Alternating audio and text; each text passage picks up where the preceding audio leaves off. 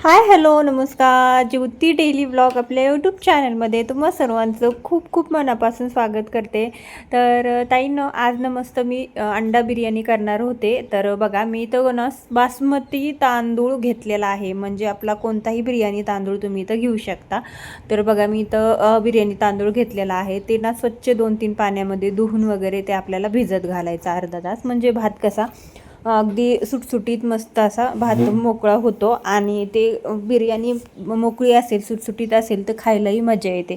आज बनवणारच होते, तर म्हटलं चला तुमच्यासोबत पण शेअर करावा. स्वच्छ तांदूळ भिजून मी अर्धा तास भिजत घातला होता. मस्त भिजून झाला होता तांदूळ. त्यानंतर पातेल्यामध्ये तांदळापेक्षा थोडंसं जास्त, आपण जसं भाताला टाकतो नेहमीप्रमाणे प्रमाण, त्यापेक्षा थोडं जास्त पाणी टाकायचं. इथं मी 3 ग्लास पाणी टाकलेलं होतं आणि आपला पावशेर तांदूळ होता. ठीक आहे.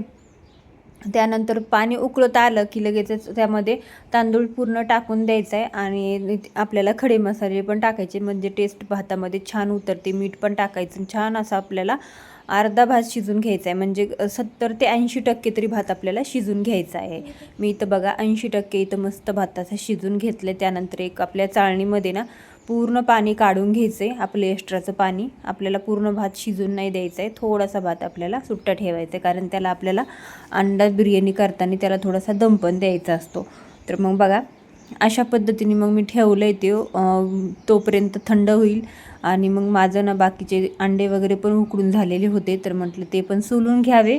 आणि तोपर्यंत भात पण छान असा थंड होईल. भातही छान असा थंड पण झाला आहे. आता इथं बघा, इथं मी कढईमध्ये तेल गरम करून ठेवलं आहे. आणि त्याच्यामध्ये लगेचच वाळलेला कांदा, म्हणजे जे कांदा आपण चिरून वाळून ठेवतो स्टोअर करून वर्षभरासाठी, तोच कांदा मी इथं तळून घेतला आहे वरती बिर्याणीला टाकण्यासाठी. खूप क्रिस्पी होतो आणि खायलाही खूप छान लागते बिर्याणीमध्ये. तर आता जे एक कांदा, एक टॅमॅटो आणि थोडीशी कोथिंबीर चिरलेली होती, ती आपण अगोदर फ्राय करून घेणार आहोत. तर इथं कांदा टाकला होता मी थोडासा फ्राय करायला. आणि भात बघा तुम्ही, इतका मोकळा, इतका सुटसुटीत झाला आहे ना, खूप टेस्टी होती ही बिर्याणी. आणि एकदम जी साहित्य आपल्या घरी उपलब्ध आहे त्याच साहित्यामध्ये मी बनवलेली आहे. काही जास्त तामझाम नाही बनवला. तर बघा, साधी सिंपल पटकन झटकन बनवून होते. तर म्हटलं चला आता हॉटेलमधून आणण्यापेक्षा इथंच घरीच बनवून आपलं मुलांना आणि त्यांना खायला द्यावी. कारण माझ्या नवऱ्याला व्हेजपेक्षा जास्त नॉनव्हेज पण खूप जास्त आवडतं. त्यांना मटन बिर्याणी, चिकन बिर्याणी, अंडा बिर्याणी हे सगळ्या गोष्टी त्यांना आवडतात. तर मग मी देत असते बनवून. तर मग इथं बघा, मी आता टमॅटो पण फ्राय करून घेतला आहे. त्यानंतर काही मसाले टाकलेले आहेत. मसाल्यामध्ये मी तुम्हाला कोणते कोणते टाकले ते पण मी सांगते. पण अगोदर हे अंड्याला नाही असे कट मारून घ्यायचे, जेणेकरून मसाला पूर्ण आतमध्ये हे होतो.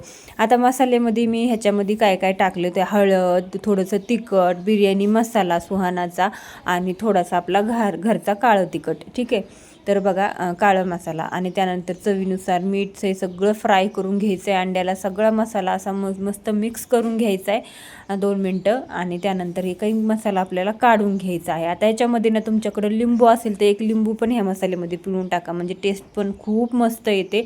आणि भातामध्ये सुद्धा शिजताना तर आपण मीठ टाकलंच होतं, पण लिंबू नव्हतं माझ्याकडं. भातामध्ये सुद्धा लिंबू टाकलं ना शिजताना तरी सुद्धा खूप छान टेस्ट येते. आता जे होतं माझ्याकडं अवेलेबल तेवढ्याच ह्याच्यात मी बनवलेली आहे. एक लेअर दिला आपण खाली. आता दुसऱ्या लेअरला हे मसाला आणि अंडे पूर्ण टाकून द्यायचे आणि त्याच्यानंतर परत वरती भात टाकायचा आहे आपल्याला. ठीक आहे. अगोदर थोडासा कांदा, कोथिंबीर पण टाकू देणं, जरासं क्रिस्पीपणा येईल आणि टेस्ट पण खूप छान येते, अप्रतिम टेस्ट येते.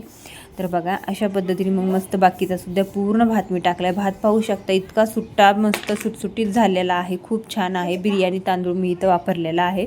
तर त्यानंतर मस्त वरतून कांदा पण टाकायचा आणि त्याच्यानंतर थोडीशी कोथिंबीर पण टाकायची. थोडंसं आपल्याला जरा वेळ 5 मिनटं तरी असं झाकून ठेवायचं, एकदम पॅक करून ठेवायचे 5 मिनटं आणि छान असा दम द्यायचा. नंतर गॅस मी बंद केला आहे आणि वाफ जाऊन दिली मस्त. आणि त्यानंतर ही बघा, अशा पद्धतीची बिर्याणी सुटसुटीत मस्त तयार झालेली आहे. आता चवीनुसार मीठ, मसाले हे सुद्धा सगळं टाकून झालेलं होतं. आता फक्त आपण दम दिला आहे आणि मस्त तयार खायला झालेली आहे. तर मी एकदम साधी सिंपल सोपी रेसिपीच दाखवलेली आहे. आणि अगदी माझ्या मागं खूप गडबड होती, कारण मुलांना भूक लागली होती. मी पटकन बनवली, त्याच्यामुळं मी काही सांगायचं विसरले असेल तुम्हाला टाकायचं, तर व्हिडिओमध्ये बघून नक्की अशा पद्धतीने बनवून बघा. किंवा नेक्स्ट टाईम ज्यावेळेस सगळं सामान असेल माझ्याकडे त्यावेळेस पण तुम्हाला बनवून नक्की दाखवेल. व्हिडिओला लाईक करा, शेअर करा आणि चॅनलवरती नवीन असाल तर सबस्क्राईब. भेटू नवीन